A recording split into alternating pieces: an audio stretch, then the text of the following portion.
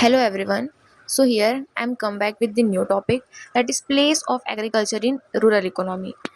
And this is topic derived from the economics department of the study of rural development in India. Rural development India में कैसे होता है, क्या होता है, वो सब इसमें हम जानते हैं। तो इसमें हम पहला पॉइंट पढ़ते हैं, place of agriculture in rural economy. Agriculture का, कृषि विभाग का हमारे रूरल इकोनॉमी में क्या महत्व रखता है, क्या प्लेस रखता है एग्रीकल्चर हमारे रूरल इकोनॉमी। तो फर्स्ट ऑफ ऑल हम पढ़ते हैं रूरल इकोनॉमी। तो रूरल इकोनॉमी बेसिकली होता क्या है? रूरल इकोनॉमी वो होता है, वहाँ जो भी इकोनॉमिक एक्टिविटीज़ होते हैं, जो भी लिवलीहुड होते हैं, वो मोस्ट रूरल पीपल जो होते हैं वो सब अपने लिवलीहुड के लिए वो सब एक्टिविटीज़ में इंगेज्ड होते हैं। अपनी इनकम और अपनी एम्प्लॉयमेंट के लिए जो भी रूरल पीपल, जो भी ग्रामीण क्षेत्र के लोग हैं, जो भी इकोनॉमिक एक्टिविटीज़ में इंगेज्ड होते हैं, उसे हम रूरल इकोनॉमी कहते हैं। वो फॉर एग्जांपल जैसे डेयरी फार्मिंग हो गया, हॉर्टिकल्चर हो गया, एनिमल हस्बेंड्री हो गया, फार्मिंग हो गया, फॉरेस्ट्री हो गया, ये सब चीज़ों में रूरल पीपल इंगेज्ड होते हैं। किस लिए? अपनी लिवलीहुड चलाने के लिए। That's called rural economy. The economic activities and livelihood engaged in the activities of rural people for mostly depending on their income and employment.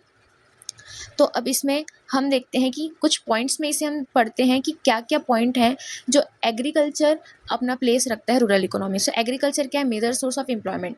क्यों होता है major source of employment? Just because हम land है, land में खेती करेंगे तो खेती करने के लिए हमको पीपल चाहिए। तो जनरली रूरल पीपल फार्मिंग करते हैं, फार्मर्स होते हैं, तो उनसे क्या होता है? उनको एम्प्लॉयमेंट मिलता है, उनको उनकी इनकम आती है।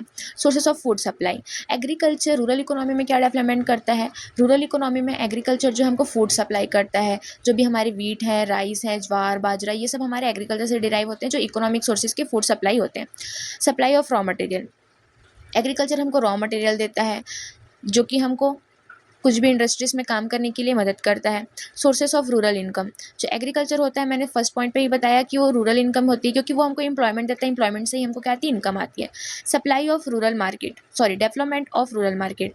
एग्रीकल्चर से रूरल मार्केट डेवलप होता है। एग्रीकल्चर करेंगे, हम खेती किसानी करेंगे, तो खेती बहुत प्रकार की होती है।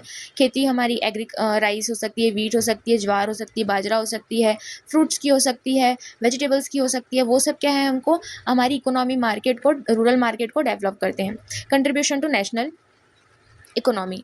अब धीरे धीरे जस्ट लाइक बूंद बूंद से घड़ा बढ़ता है। अगर हम धीरे धीरे सारी चीज़ों पे ध्यान दें, एग्रीकल्चर हम अच्छे से कर रहे हैं, तो एग्रीकल्चर हम फ्रूट्स का कर रहे हैं, एग्रीकल्चर हम फूड्स का कर रहे हैं, वेजिटेबल्स का कर रहे हैं, कॉटन्स का कर रहे हैं, और जो भी कपड़े हम पहनते हैं वो सब की भी एग्रीकल्चर होती हैं। कॉटन जो है वो प्लांट से ही निकलता है।